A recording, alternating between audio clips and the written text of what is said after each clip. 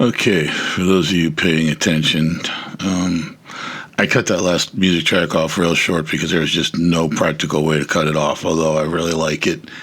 The name, you might have guessed it, of the song is Coffee First. So with that in mind, I'll take a sip of coffee.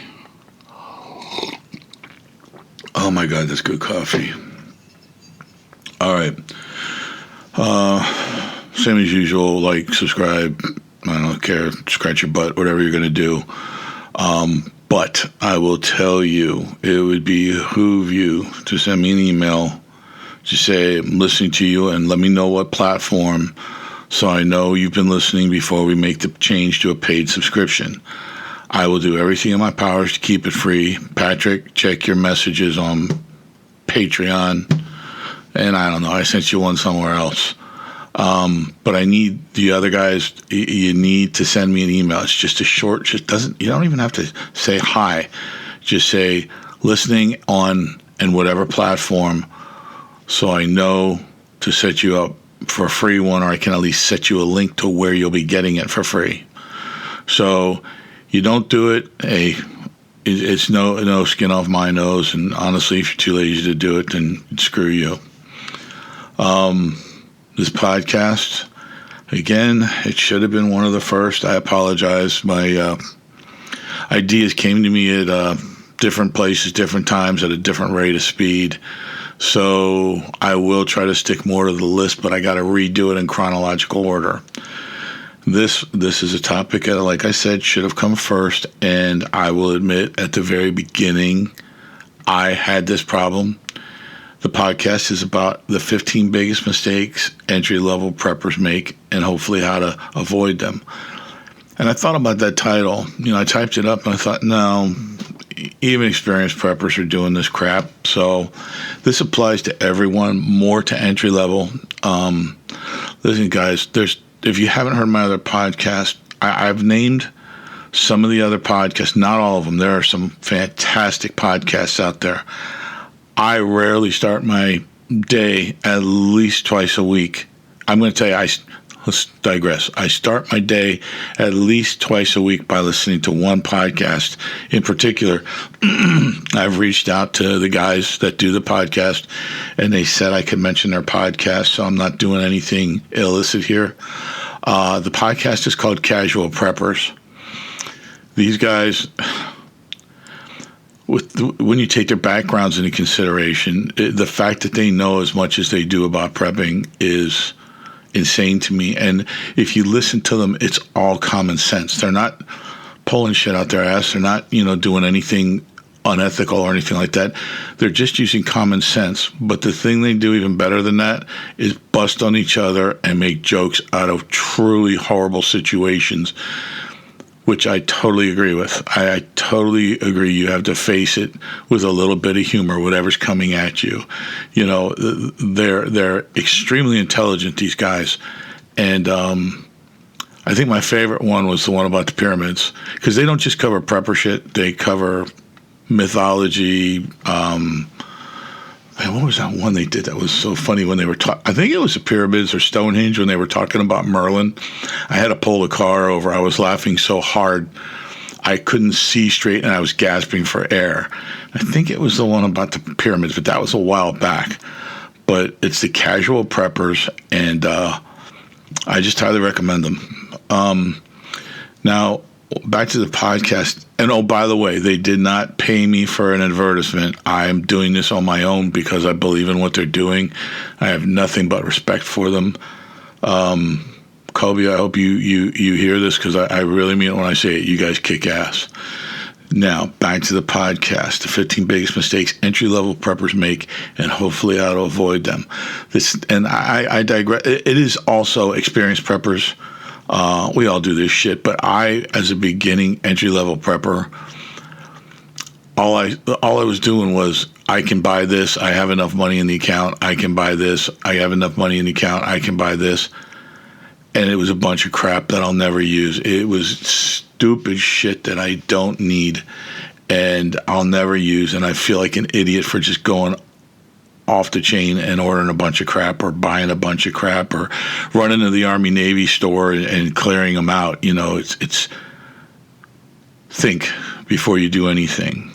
You start thinking you're going to whittle down that 15 to maybe 8 or less. So the first thing is, this is not going to be telling you to buy a bunch of crap. I don't think I want to tell you to buy anything. I haven't made up my mind yet, because I just have topics here, and I filled in a couple things. I'm going to, free gun it here. Machine gunners, 0331s, you know what that means. That's all that matters in the core, free gun. Most of the people who listen to this podcast already know that you're going to make mistakes if you're doing preparedness. You will make mistakes. We can do some gear reviews. I really feel like this is really a weird topic to jump into. So we can do gear reviews down the road, especially if they sponsor me. If not, you guys pick something out and we'll review it. But not until after we get the basics out of the way. I guess that's what I'm trying to get at. Whether driven by natural disasters, economic uncertainty, or simply the desire for self-reliance, more people than ever are stepping into the world of prepping. So let's get the bullshit out of the way. And this is the God's honest truth. You look at price of MREs and dehydrated food and water purification, the prices are going up on everything. That's the capitalist way. You can sell it, raise the prices. That's what they're doing to us. That's why I'm saying to start using sense. Starting out in preparedness can feel very overwhelming. Like, I need this, I need that. Well, he's talking about that, and I don't have it. I need that. It can be very overwhelming. The first impulse reaction is to empty your bank account on very expensive prepper gear. There's a flood of information, countless opinions, and a marketplace full of gear promising survival in any situation. And because of that, many beginners fall into the same traps over and over again, until they start looking at their shelves and say, why the hell did I buy that? These are mistakes that cost time, money, safety, and in some cases, your family. So what I was going to start to talk about, and of course I got sidetracked, and no, I still didn't get any real sleep yet. Thank you for asking. Coffee first. There's a lot of preppers out there that I call the tactical false prophets. They're the ones, like I said before, they start all doom and gloom and the world's going to end and it's stepping off, and here we go, guys, it's stepping off. And then they conveniently guide you to a link on their webpage to buy a bunch of crap. I'm telling you, some preppers, they do sponsor stuff. But if there's no tie-in to what you're doing, first of all, what you're trying to do that day, not what you could need eventually, but that day, if there's no tie-in, they just start throwing out links to gear and telling you, click on my page, save 10% on this or that. They're making a lot of money on that stuff. They're making a lot of money, and that's their motivation to get you to buy it. What myself and my friends are trying to get across to people is, you need to think before you open a bank account. The biggest reason for this is the first topic, or the first mistake. People focus on gear instead of skills. I can tell you right now that if everybody in your mag group, or everybody in your group, or you specifically, have a gun for every letter of the alphabet, you got a $800 tactical vest, level 3 or something like that, and you got all this crap and you don't have any food and water yet, you're doing it wrong. You're doing everything wrong. One of the biggest mistakes beginners make is believing that preparedness is about stuff. They rush out to buy tactical backpacks, expensive knives, water filters, and long-term food supplies. Gear without knowledge is just clutter. Think about it. How stupid are you going to feel when you look across your man cave and see the $800 reverse osmosis water filtration system and the $3,400 food hydrator, which I will add is probably moldy because you didn't clean it after the one and only time you used it. And they're both sitting there dusty in the corner. And the only thing either one of them has truly produced is regret. Oh, yeah, and an angry spouse. Now, think of how many times your spouse can throw this in your face every time she wants to buy or he wants to buy something. You didn't spend wisely, man. You're stupid. Don't be stupid. If you don't know how to purify water properly, by the way, a filter won't save you. If you've never cooked with your emergency food, you may not even know how to prepare it when the time comes. The kicker with the food dehydrator is you need to drink a lot of water if you're eating dehydrated food for extended periods of time. And reverse osmosis water filter is actually very slow at producing water. So you spend a shit ton of money on shit you can't really use in a healthy way. Preparedness is not about what you own. It's about what you are capable of doing. You need to invest. You need to invest in learning, practicing basic skills. How many times have I said you have to practice the skill in the appropriate or the apropos environment? Okay? First aid is big. First aid is huge, and if all you have is CPR, you don't have you're telling yourself you're practically a brain surgeon, and you're not. You need a lot more than CPR, especially if you're doing this tactical shit. Why do you think all us guys that know what we're doing have a tourniquet right on our web gear, right in the front, so we can come out first? And we all carry it on the same side at the same location for two reasons. One, if I need it in a hurry, I know where it's at every time I need it. And that's on the gear that never leaves my body. It's not on a vest that I could drop or a pack I could drop.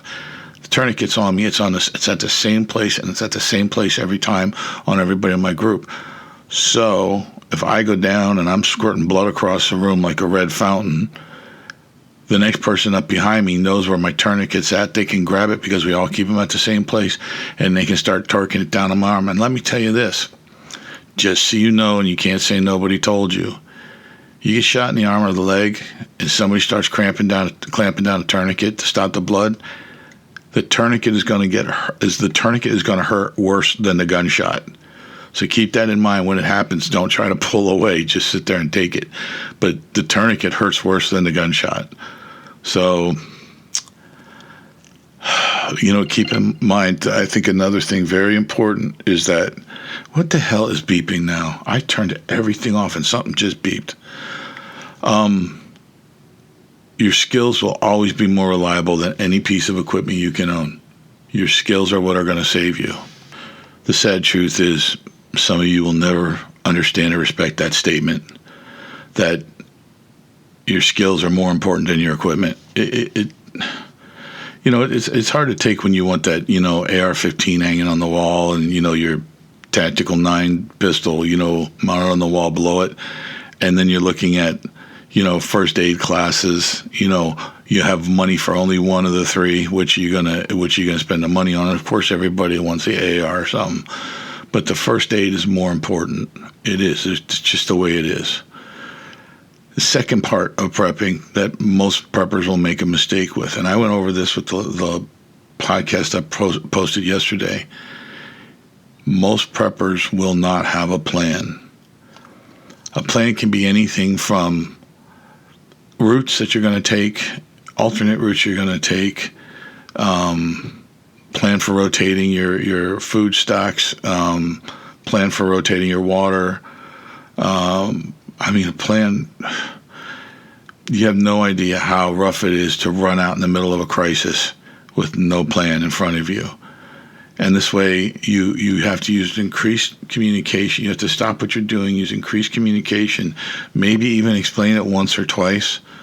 And this whole time, you're sitting ducks. You're sitting there trying to explain what you're going to do. So you have to develop a plan, and then you not only have a plan, you have to share that plan with the people that are working with you in this crisis. I guess the old analogy is it's like building a house without a blueprint. If you're prepping without a plan, I agree, but I think it could be much more catastrophic than trying to build a house without a blueprint. You need to ask yourself, what situations am I preparing for? Will I stay at home, or am I going to evacuate? And what is the situation to evacuate? You can't just say, it's getting dark, we need to evacuate. No, I highly recommend you don't evacuate, but there should be some criteria present that everyone understands, so they know to start getting ready even before you say anything. Like if you need 3 things to happen to evacuate and 2 have already happened, you should be putting your packs on. So, and the biggest thing with planning somewhere in your plan, you have to have a plan for communications. And probably the next podcast I do is going to be about communications. I don't know, because I've already started on 2 others. I haven't even started that, but thinking about the chronological order, communication should be right there in the beginning. Solutions to avoid the planning errors. Start with a simple, realistic plan that everyone can understand. Focus on the most likely scenarios: power outages, storms, maybe losing your job. If you don't have money for food, are you going to be breaking in your emergency food stores? Absolutely, you should. That's what it's there for. An emergency. It's emergency food. It's not like you can't open that can of ravioli if bullets aren't flying. Emergency food is for emergencies. Losing your job is an emergency. You cannot prepare for every situation, but if you practice for enough situations, truly practice, you should be able to extrapolate a solution for what you're trying to get at. If you practice for water emergencies, if you practice for confined space, if you practice for all this stuff, I'll give you a good example. You're in the water, somebody's blue. You grab them, they're kind of floating on something, they're blue. How are you going to do CPR in the water? How are you going to do chest compressions? How are you going to breathe for this person in the water? You got to do CPR. If they're just starting to turn blue, they're still alive in there probably. So you got to start CPR. This is what I'm talking about. You need to practice. This is the kind of stuff you need to go over. You can't just say in theory. You actually have to put hands on the gear and do shit. Let's see. You have to share your knowledge with your group. Anything you know how to do, everybody else should have a good idea, at least once or twice doing it. And I'm talking about the emergency stuff, dragging somebody at a low crawl. If you got to grab them and drag them at a low crawl, you got to know where to grab them. You got to know what part of the clothing is the most reliable, and you got to know how to crawl with someone at a low crawl. It's things to do. It's things you should practice. Don't wait. During an emergency when people are on fire, running down the street, screaming Godzilla is coming, and you turn around and Godzilla on the other side, he's kicking his way through town. A tidal wave is cresting in the far distance, and you want to start talking about how to organize your pack because nobody's organized their pack yet. It's not going to work. Godzilla is probably the least likely situation there, but you just never know. Okay. So don't wait for shit to hit the fan. Whatever you guys are binging on TV, if you're binging it as a family, maybe watch one episode, and when you're done, tell everybody we're going to do this until we get it right, and then we can start watching again. But you got to start practicing, which ties into the next one, the third one, and that's ignoring the basics.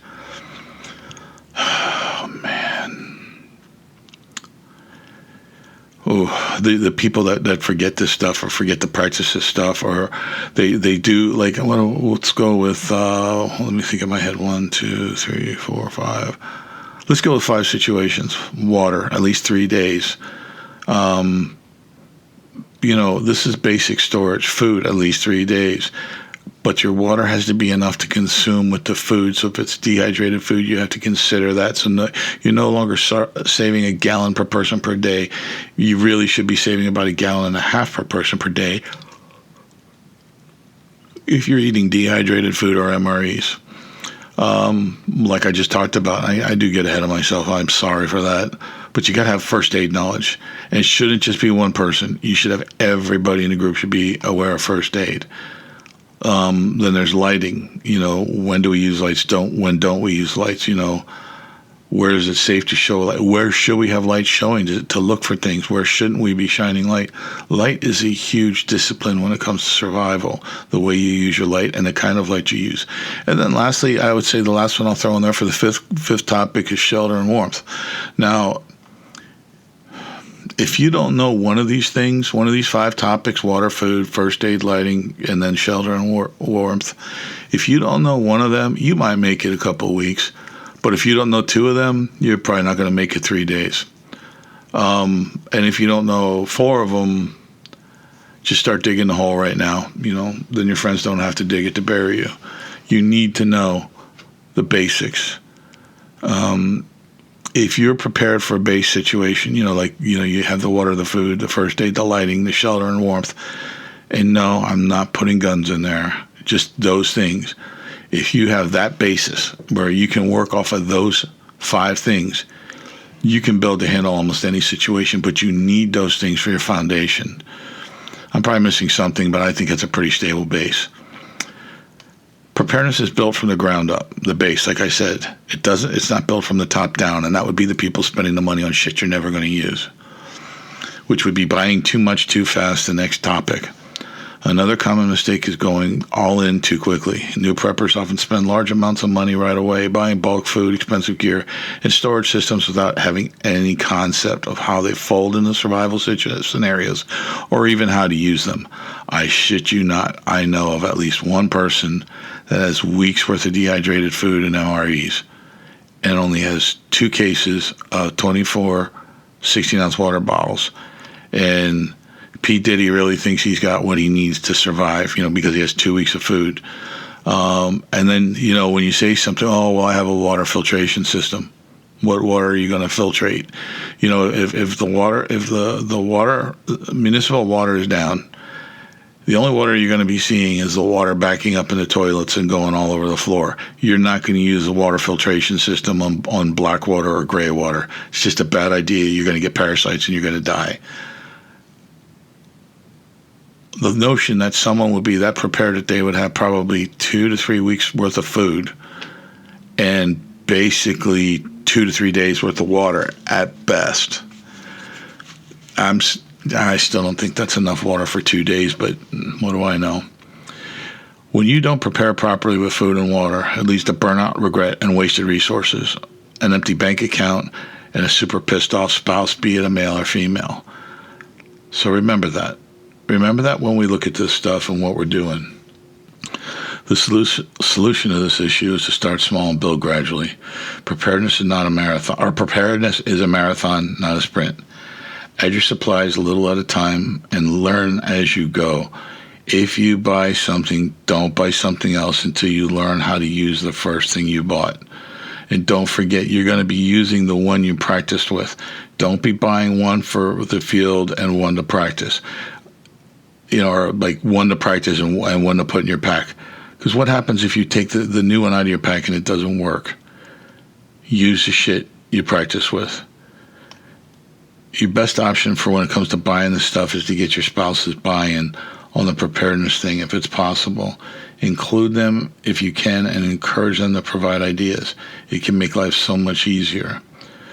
And number 5, I barely touched on it, but I did touch on it, not rotating supplies, being food, water, and batteries. Those are the big ones. And if it's an extended period of time, like a long period of time, you might even want to consider gauze and some types of sterile dressings. Don't ever have that stuff sitting in the window. Never have first aid equipment sitting in the window where sunlight can get to it, by the way, or excessive heat. Food storage is one of the first steps many people take, but they often forget to rotate what they store.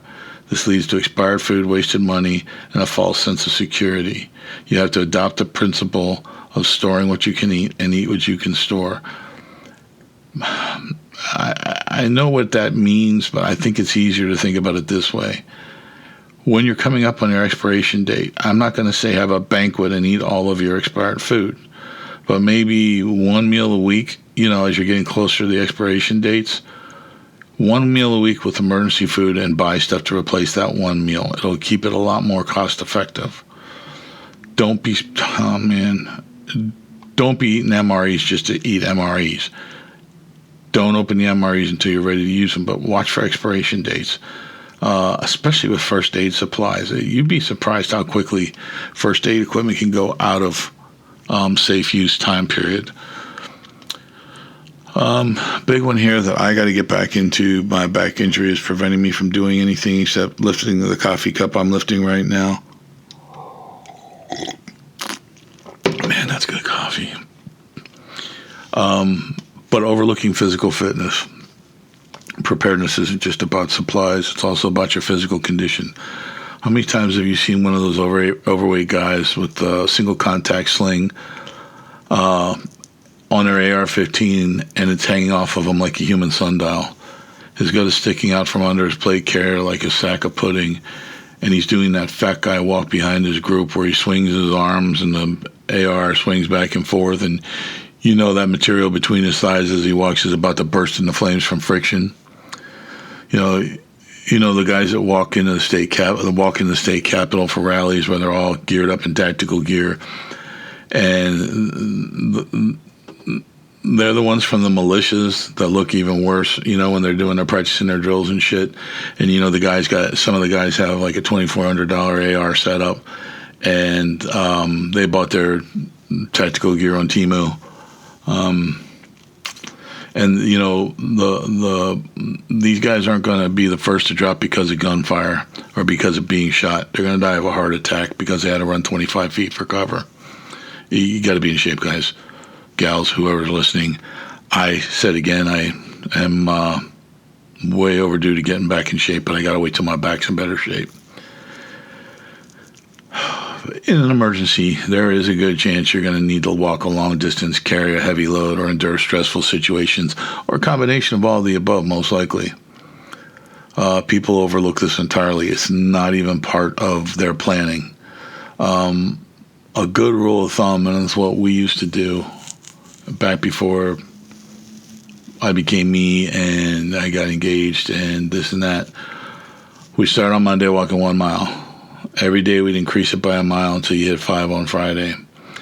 If you can walk 5 on Friday without throwing up or calling an Uber after the first quarter mile every day, you should be okay. If you can walk that 5 without really breaking a sweat, you're going to be fine, because most of the people in your group won't be able to keep up with that. Failing to practice, we spoke about that. That's my personal pet peeve. Having a plan and supplies is not enough. If you've never tested them, you don't really know if the shit works. Many beginners never practice anything. They never practice their plans. They never practice first aid. Get somebody to try to wrap an arm or leg, or like an eye situation. How do you wrap an eye if there's something sticking in the eye and you have to put gauze on there or something like that to protect it? Everybody needs to practice this shit, and everybody knows how to do it. There is no excuse for not knowing basic first aid, basic water purification, light discipline. Everybody should understand light discipline and noise discipline. I think the one that gets me even more upset than the ones that they'll buy a gun and they never shoot it. I can't tell you. Oh my God. Honest to God, if I had $1 for every time somebody said, "Oh, I bought a Canic 9mm, 6 months ago. I still haven't shot it yet. Oh, I bought a gun, but I've never shot a gun before. I'm kind of scared to shoot it. Oh, I did this. Oh, I did." If I had $1 for every time, oh my God. Yeah, you need to practice. And like I said, these guys that are these really big guys, most of the time, everything they have takes batteries. Most of it is still in the box if they're not wearing it on them when they go to the state capitol protest. And the only way you're going to get them to walk a half mile if there's a McDonald's giving out free Big Macs at the other end. Physical fitness is part of preparing, part of planning. I guess it would be part of the planning phase, but they're not practicing. They're not practicing anything. And again, like I said, if they were practicing like doing a road march, which you can do, you don't got to get all geared up and carry your AR or whatever, you got a Galil or whatever you got. You don't need to get all tactical for it. You just got to get out and walk. The other thing you need to know, and this is a good thing to practice when you hit your 5 mile mark, when you're going to do your 5 mile mark, one time do it, eat before you go on your walk, and then the next week when you do it, eat after you go on your walk, and see how differently your body handles the digestion once you get your metabolism going hard and versus, eating from a docile position. But I think that's really important too. So you will know just how slow your metabolism is. You'll figure it out once you do it. The sad truth of this point is pretty much 75% of the preppers with all the gear won't practice a good damn thing. Out of the remaining 25%, most of them will go to the range themselves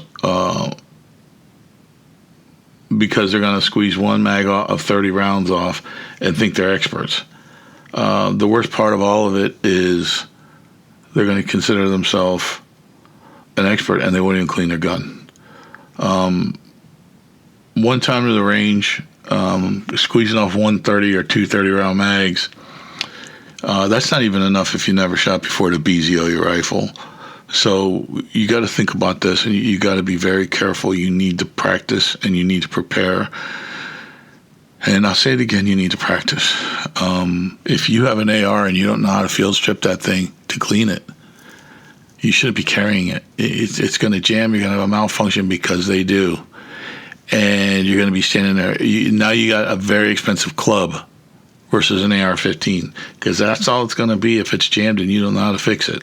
Or, you put it together wrong, you manage somehow to magically get one round out, and now nothing's ejecting or moving, and you can't use the charging handle to pull the bolt back, or you did something stupid.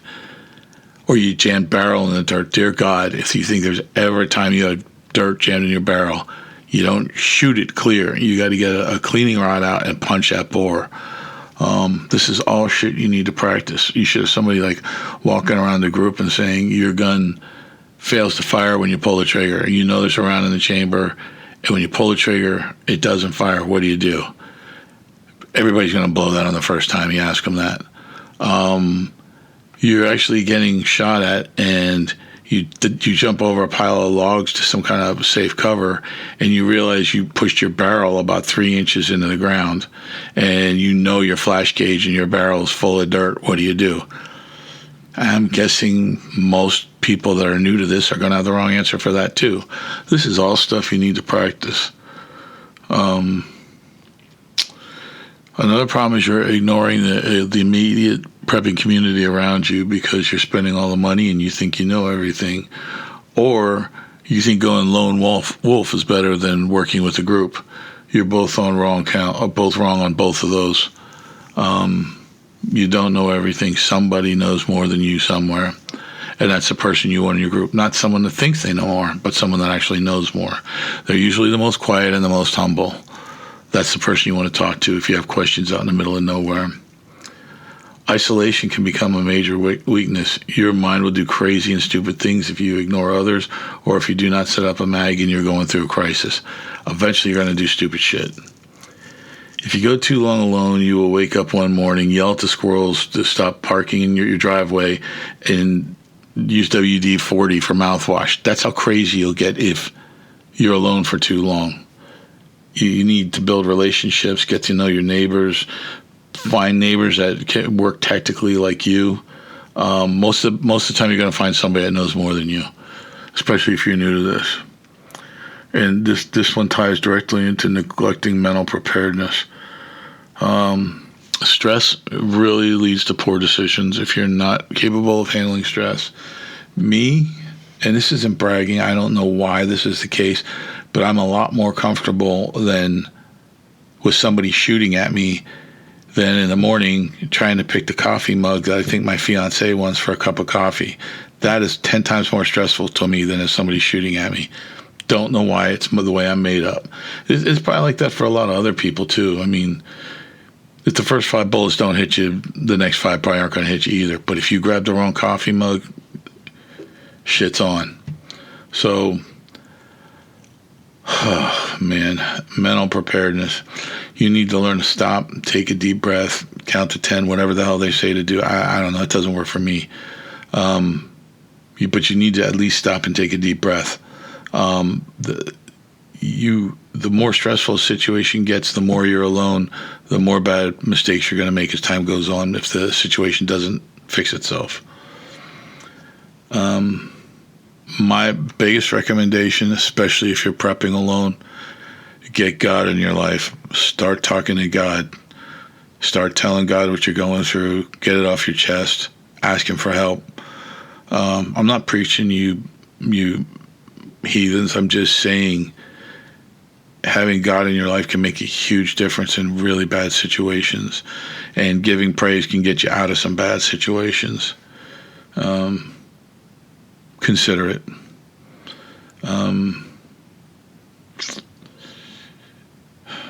For you, there's another one. This is a good one. The next one, prepping for the wrong scenarios.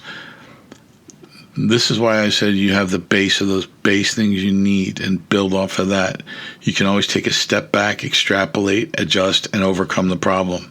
If you just go charging into it and you aren't you haven't prepared for the right scenario, or you don't have a base to work off of, you're screwed.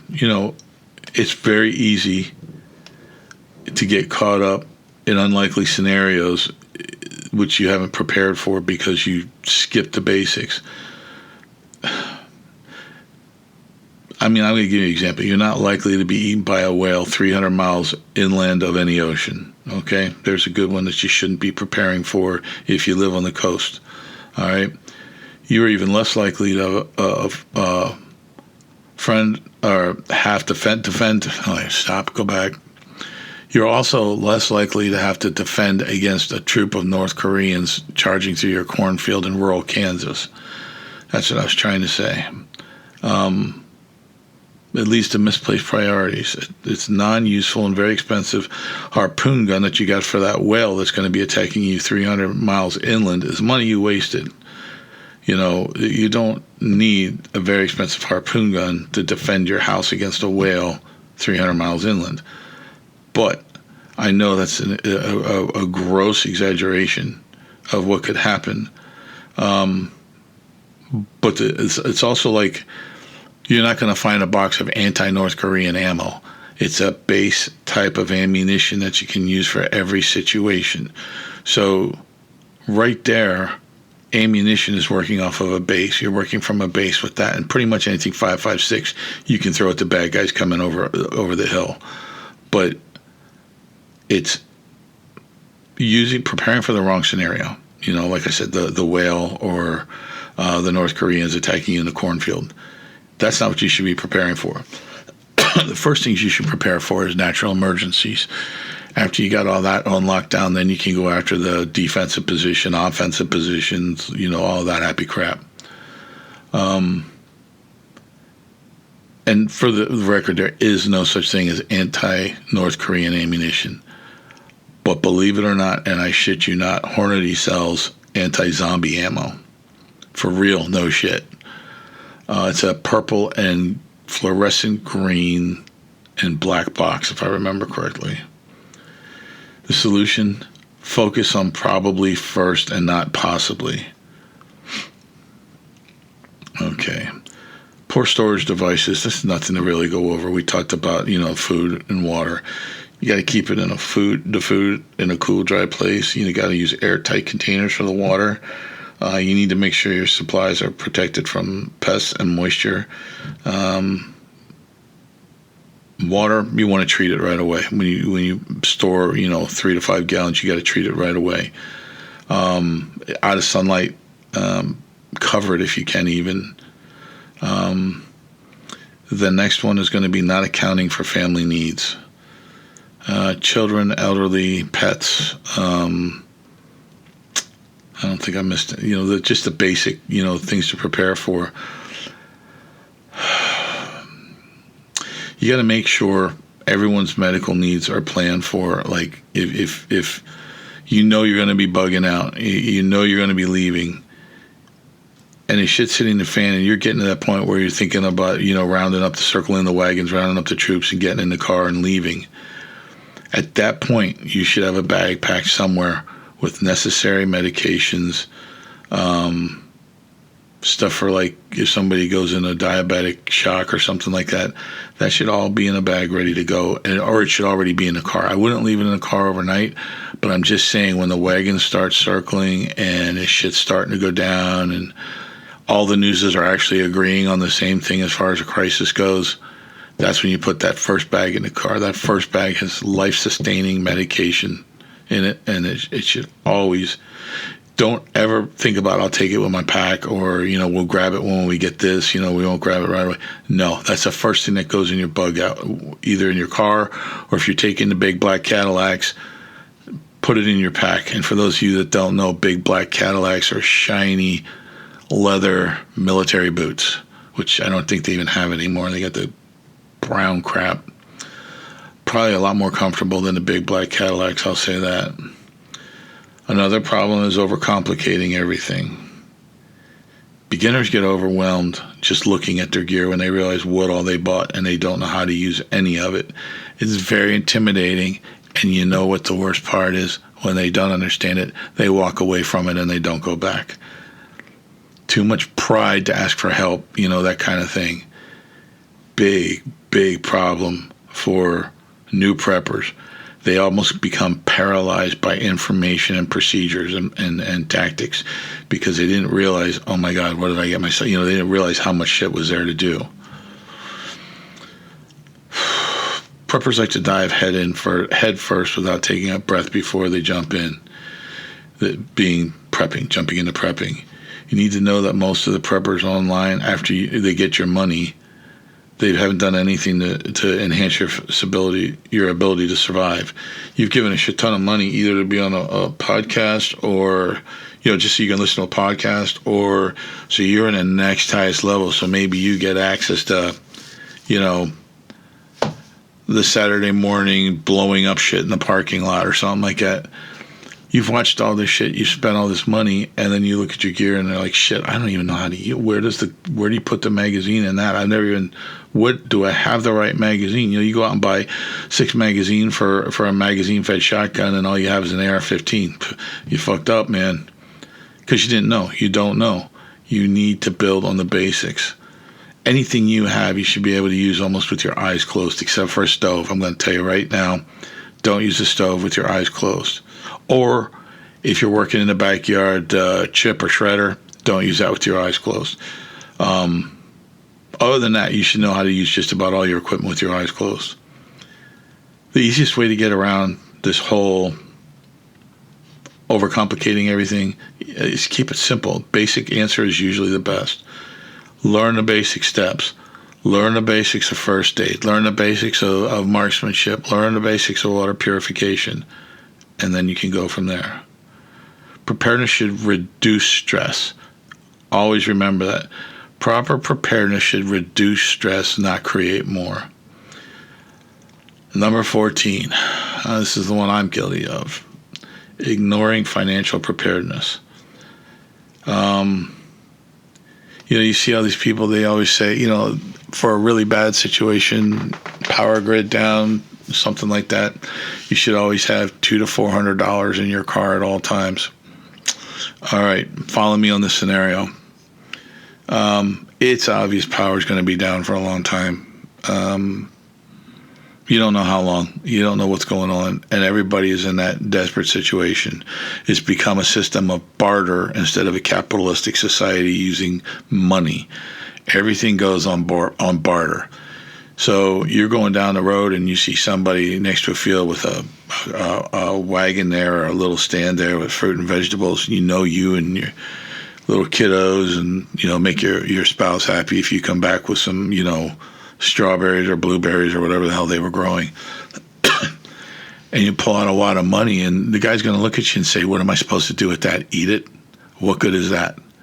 Or if he's been getting ripped off lately, what good is that pile of money going to do him if what he's really looking for is some type of a weapon? So think about the financial planning leading up to the disaster is obviously spending it on food and water preparation and, beans, bullets, and Band-Aids. But once the shit happens, it's like a gold bar. You need, what was that movie, that Julia Roberts movie, with Leave Tomorrow Behind or something like that? The guy needed antibiotics for his kid, and he started whipping out money, and he's like, I'll give you $1,000 for that jar of antibiotics. And the guy's like, what the hell am I supposed to do with that cash? The economic system has collapsed. That money is worth nothing. So I'll go one step further. Say you buy into this shit about buying gold and silver because money's going to be worth nothing. In a capitalist society, that makes sense.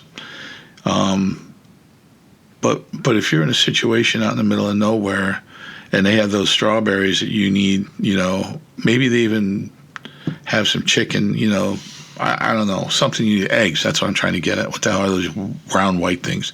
Eggs. You pull out a piece of gold, one of those little gold bar things. The guy's going to look at you like, what the hell good is that going to do me when these guys come to rob me again later today? What am I going to do? Show them the gold bar and they're going to say, oh, you got gold, I'll walk away. No, it's a system of barter when it gets down to the nitty gritty. Like, just start thinking in your head right now.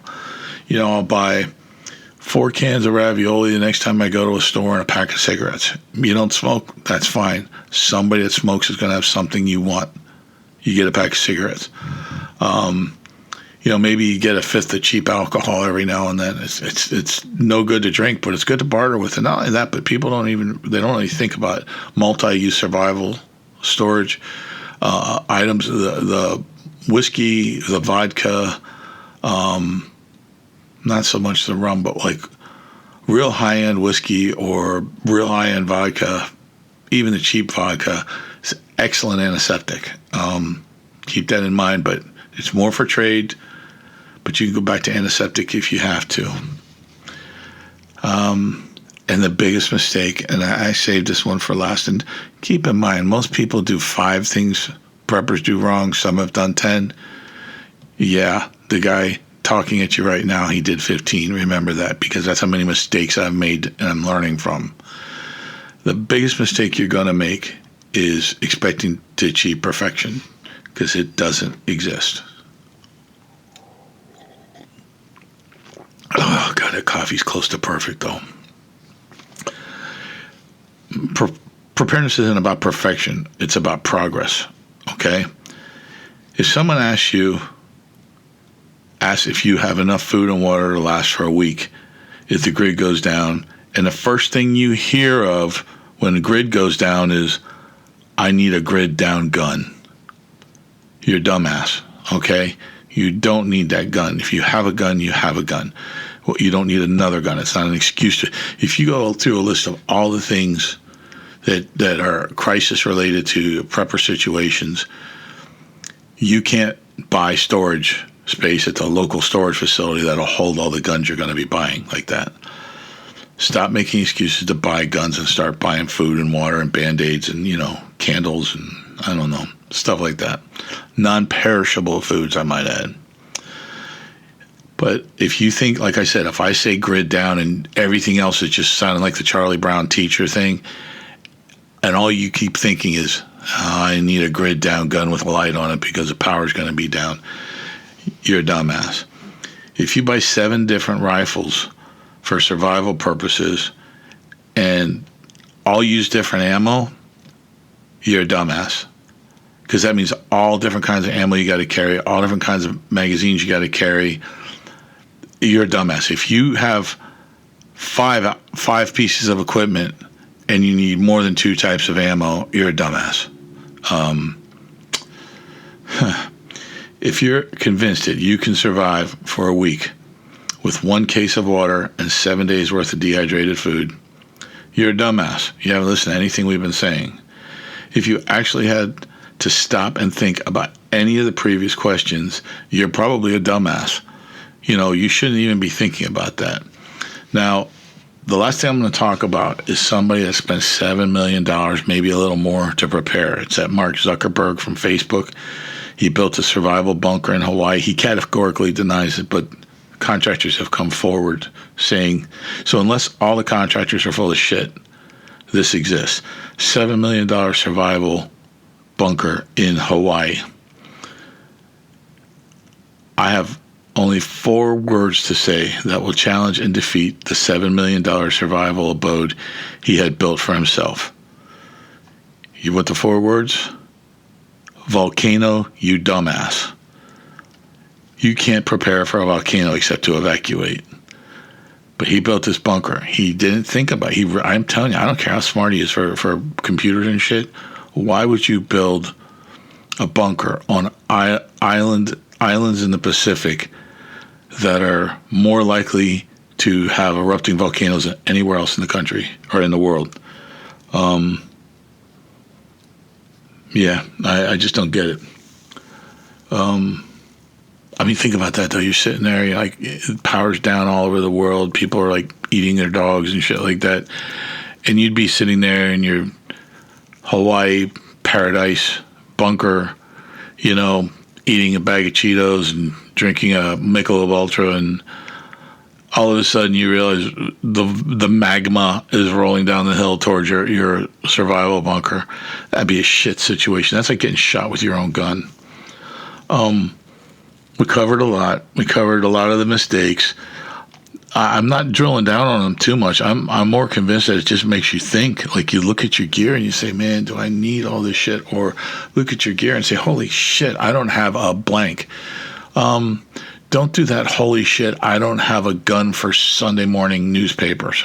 Don't be doing that. Just, you're looking over and you say, I don't have any candles. What the hell was I thinking? I have no candles. And for that, I'd recommend the 12-hour candles. But think before you spend money. You might already have the stuff somewhere. It doesn't have to be new, pretty in the box. And for the love of God, please, if you buy equipment that makes sense, and you want to put it in your, bug out bag, take it out of the packaging and use it first. So many people buy those cheap e-tools, the military e-tools, entrenching tools, for those of you that don't know. It's basically a fold-up shovel. They buy these e-tools, and as soon as they stick it in the dirt, the handle breaks off because they got it on Temu, and it was a piece of shit. So there you're spending money. You're actually spending less money, but you're wasting more money than if you buy a $30 or $40 e-tool, which they're expensive. A good one's expensive.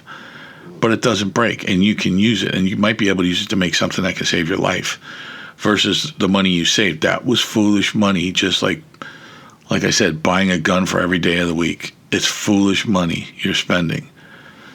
Beans, bullets, and Band-Aids, You can look at the bullets as anything you want. You can actually look at them as bullets, or you can look at it like it's your defensive posturing equipment, lighting.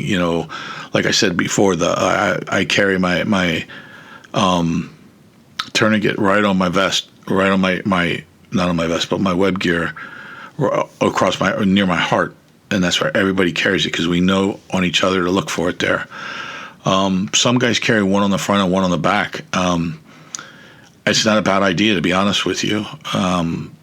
If you get hit and somebody needs to work on you and you're face down, they can rip that one off your back rather than roll you over and risk some kind of a C-spine injury by moving your neck. If you got to roll somebody over to get to their tourniquet, you're going to have to hold traction on their neck if they're unconscious and you don't know what's wrong and you want to safely treat them. You got to hold their head still and roll the head at equal increments as the body, or they will sustain a C-span injury if that's what happened. If it's a head injury and you don't know how it happened, assume they banged their head and they possibly damaged their neck. So if you have to treat them while they're face down, make sure they have, they're breathing, and then put the tourniquet on them while they're face down. The problem is when you start torquing down that tourniquet, you're going to wake them up because that's a pain like you can't imagine. I said it before, it's worse than getting shot. Once you have the tourniquet in place, you really want to try to gently wake them up and try to ascertain their position, their physical condition before you apply pressure, because if you crank that thing down and they jump, they might be eating out of a wheelchair for the rest of their life.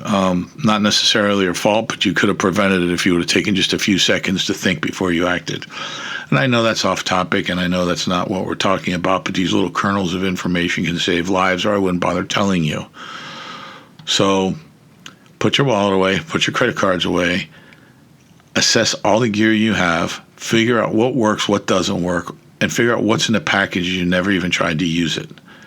Get the shit out and use it. If it's a water filter, have a backup filter, have 2 backup filters, and get one out and start testing it. Start pumping water with it. And if it's one of those damn life straws, you're going to die.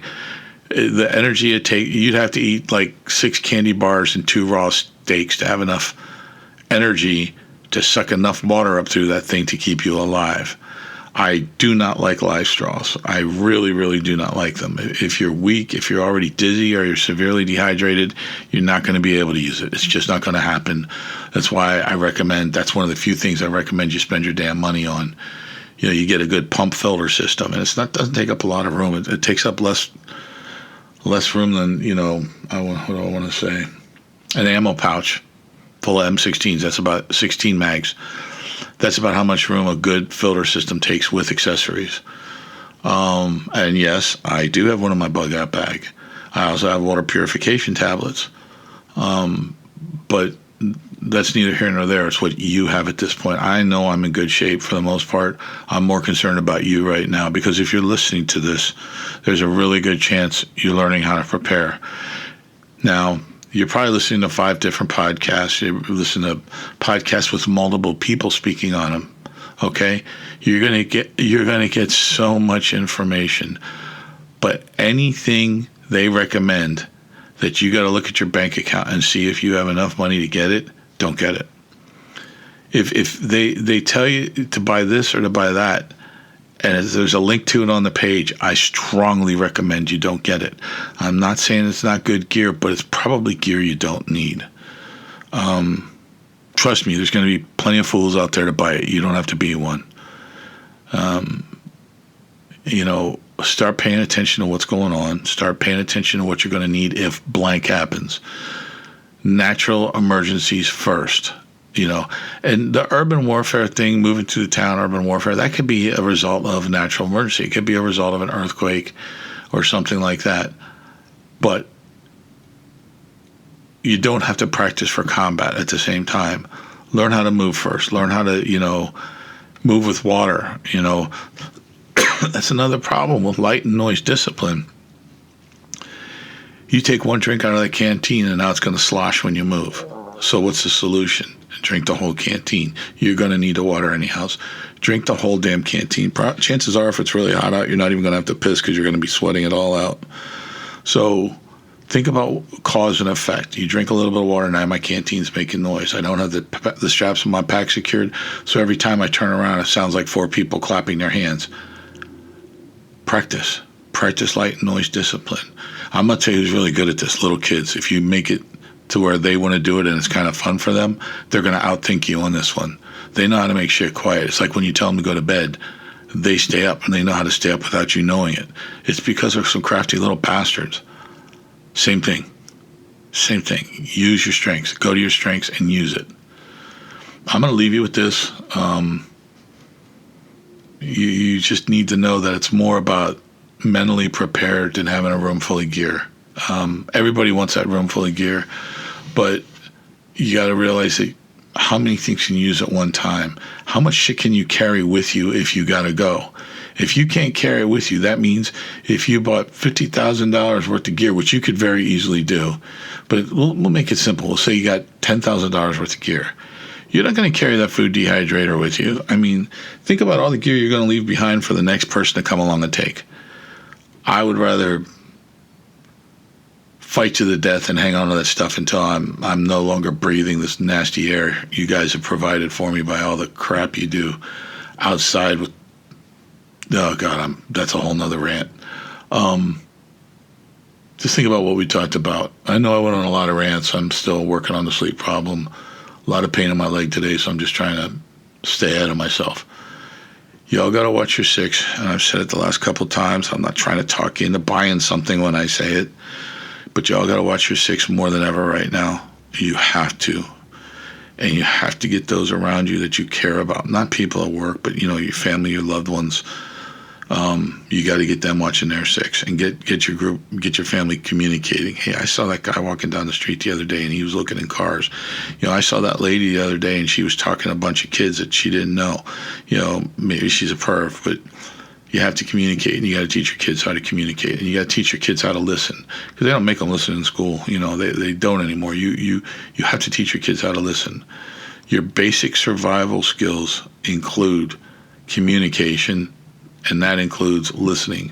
Communication is one of your biggest and most important survival skills. So let's start again. Watch your 6, and as always, peace out.